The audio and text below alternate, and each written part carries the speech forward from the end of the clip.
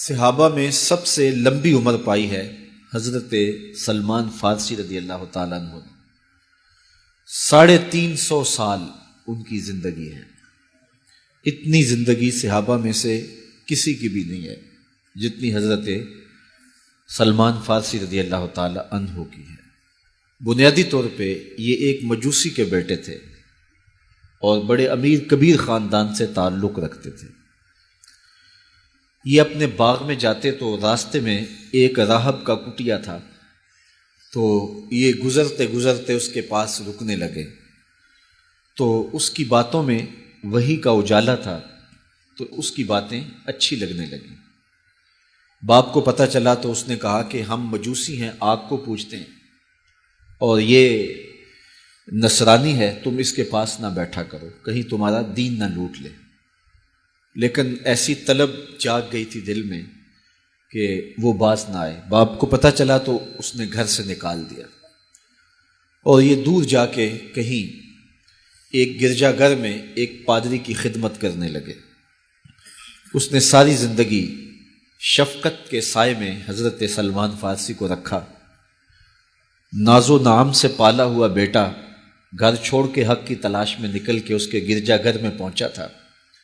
جب اس کا آخری وقت آیا تو اس نے بلایا اور بلا کے کہا کہ میں زندگی کی سانسیں پوری کر چکا ہوں، اب میرے انتقال کے لمحے قریب آ گئے، تو نے بڑی میری خدمت کی ہے، تو میرے بعد تو غمودیہ چلے جانا، وہاں کا جو راہب ہے فلاں اس کا نام ہے، تو اس کی جا کے خدمت کرنا، تجھے حق مل جائے گا۔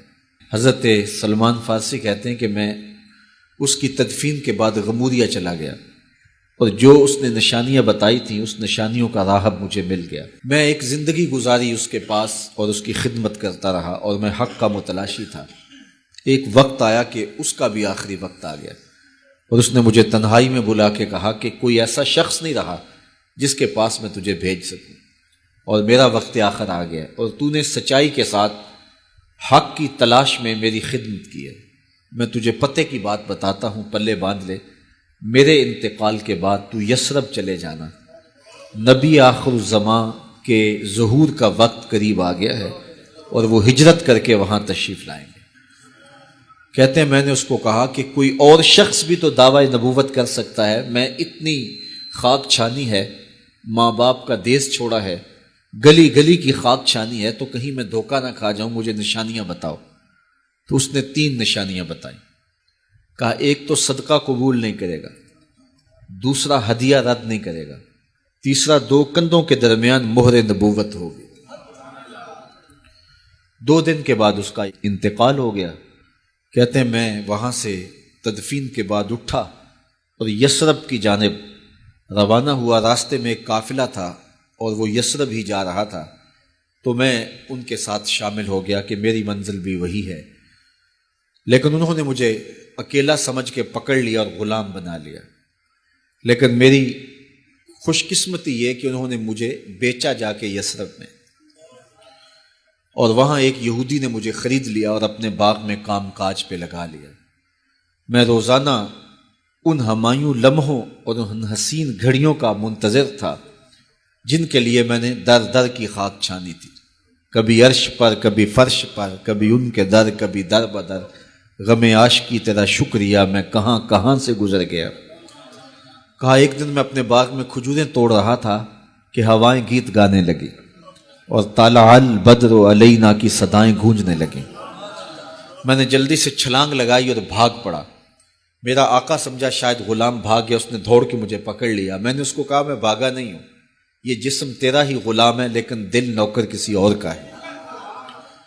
میں کچھ کھجوریں لے گیا اور حضور کی خدمت میں حاضر ہوا، اور جا کے میں نے پیش کی، اور میری نیت صدقے کی تھی۔ تو میں نے جب پیش کی تو فرمایا ہم نبی ہیں، صدقہ قبول نہیں کرتے۔ کہتے ایک نشانی پوری ہو گئی۔ اب کچھ دیر ڈال کے میں پھر کھجوریں لیں، اور میری نیت ہدیہ کی تھی۔ میں حضور کی خدمت میں جا کے پیش کی تو حضور نے قبول فرماتے ہوئے کہا ہم ہدیہ قبول کر لیتے۔ کہا 2 نشانیاں پوری ہو گئی، اب تیسری نشانی رہتی تھی۔ اگرچہ 2 نشانیاں ہی میرے لیے کافی تھی، اور حضور کا چہرہ ہی میرے لیے کافی تھا، لیکن میری آرزو یہ تھی کہ میں تیسری نشانی کا بھی بچشم خود مشاہدہ کر لوں تو پھر میں ایمان لاؤں گا۔ ایک دن حضور میرے باغ میں تشریف لے آئے۔ حضور نے قمیض اتاری ہوئی تھی اور اپنے مبارک کندھے کے اوپر کپڑا رکھا ہوا تھا، اور مہر نبوت والی جگہ چھپی ہوئی تھی۔ ہلکی ہلکی ہوا چل رہی تھی اور میں حضور کے پیچھے پیچھے ہوتا تھا۔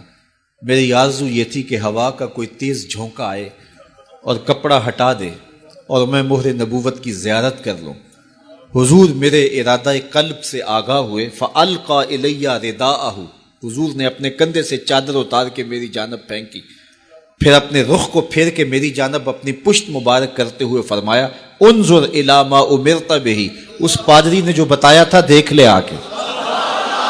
تو کہتے ہیں میں نے دیکھا تو حضور کے دو کندھوں کے درمیان مہر نبوت تھی، تو میں دوڑ کے لپٹ گیا اور حضور کے مہر نبوت کو چوم لیا اور میں حضور کا غلام بن گیا۔ تو لوگوں نے کہاں کہاں انتظار کیے، کتنی صدیاں کاٹیں، کس کس در کی غلامی کی۔ میں کہا کرتا ہوں میرے مقدر آپ کے مقدر۔ آنکھ کھلی، ہمارے والد مسجد سے مولوی صاحب کو بلا لائے اور انہوں نے کان میں آ کے کہا مبارک ہو، تو حضور کا غلام بن کے آیا۔ شاہوں سے ملا ہے نہ تونگر سے ملا ہے، اللہ کا عرفان اسی در سے ملا ہے۔ اوروں کو ملا ہے تو مقدر سے ملا ہے، مجھ کو تو مقدر بھی تیرے در سے ملا ہے۔ میرے والد گرامی جھوم کے پڑھا کرتے تھے کہ محمد جانے جانا ہے پیغمبر ہو تو ایسا ہو، محمد جانے جانا ہے پیغمبر ہو تو ایسا ہو، رسولوں کی بشارت سے مبشر ہو تو ایسا ہو، امر توقیر کا سب کو موقر ہو تو ایسا ہو، کیا ہم کو غلام ان کا مقدر ہو تو ایسا ہو۔